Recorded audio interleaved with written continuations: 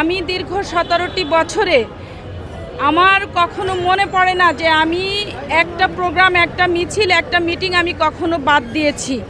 রাজপথে লড়াই করেছি, রাজপথে জেল খেটেছি, রাজপথে মায়ের খেয়েছি এবং এই দলের জন্য জাতীয়তাবাদী দল যুবদল করতেন আমার হাজব্যান্ডকে স্বৈরাচারী সরকার থাকতে আমার হাজব্যান্ডকে হত্যা করা হয়, নির্মমভাবে তাকে হত্যা করেন, 9টি গুলি করে হত্যা করেন। তারপর থেকেই আমি রাজপথে এসেছি, তার থেকেই আমি রাজনীতি শিখেছি। আপনার সাংগঠনিক কি দক্ষতা রয়েছে?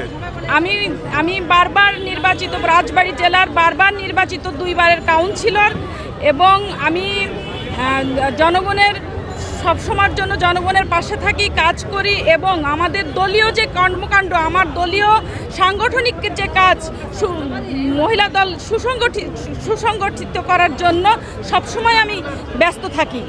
আচ্ছা, মনোনয়ন পেলে আসলে যদি হন, এমপি হন, আপনি কি এলাকার জন্য কি করতে চান বা কি প্রত্যাশা? আমার এলাকার জন্য যত নিডি মানুষ আছে, গরিব দুঃখী মেহনতি মানুষের পাশে আমি আগেও ছিলাম, এখনও আছি, ভবিষ্যতেও ইনশাল্লাহ থাকবো। আমার এলাকাটা হচ্ছে অনেক দরিদ্র এলাকা, দরিদ্র এলাকাটাকে রাস্তাঘাট, কালভার্ট, ব্রিজ, যেটা আমার মনের ইচ্ছা এটা আমি করব এবং সাধারণ জনগণের পাশে থাকব।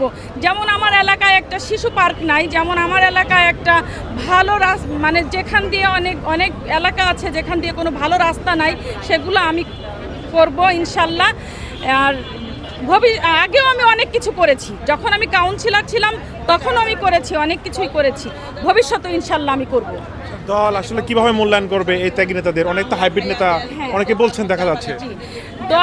আমি দলের কাছে আমার চেয়ারপারসন তারেক রহমান প্রধানমন্ত্রী, তার প্রতি আমার অগাধ বিশ্বাস যে যারা ত্যাগী, যারা জেল জুলুম খেটেছে, যারা রাজপথে আন্দোলন সংগ্রাম করেছে, তাদেরকে সে মূল্যায়ন করবে, এটা আমি আশাবাদী।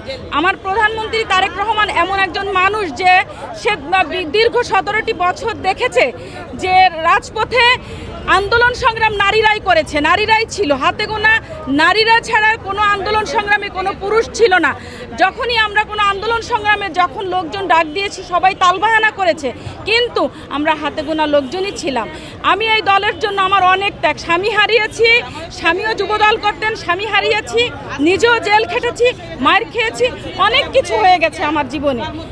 সবচেয়ে জীবনে একটা মানুষের জীবনের সবচেয়ে বড় অবলম্বন তার স্বামী। এই দল করতে গিয়ে আমি স্বামী হারিয়েছি, আমার স্বামীও দল করতেন, এই তো কথা। সর্বশেষ এখন আপনার এলাকায় যারা রয়েছেন তাদের উদ্দেশ্যে কি বার্তা দিতে চান? 2 লাইনে আপনি এলাকার মানুষের সর্বশেষ 2 লাইনে বার্তা কি দিতে চান, আশ্বস্ত করতে চান? আমি যদি ইনশাল্লাহ আল্লাহ তাআলা যদি আমার মুখ তুলে তাকায় এবং আমার দলের যে প্রধানমন্ত্রী সে যদি আমার দিকে তাকায়, তাহলে আমি আমার দলের লোকজন যারা আছে দীর্ঘদিন তারা অনেক কষ্ট করে গেছে দলের জন্য, তাদের জন্য আমি কাজ করে যাব ইনশাল্লাহ। আমার নাম ফারজানা ইয়াসমিন ডেইজি, রাজবাড়ী জেলা মহিলা দল, আমি রাজবাড়ী জেলা মহিলা দলের ভাইস প্রেসিডেন্ট, সাবেক কাউন্সিলর, আমি একজন জয়িতা।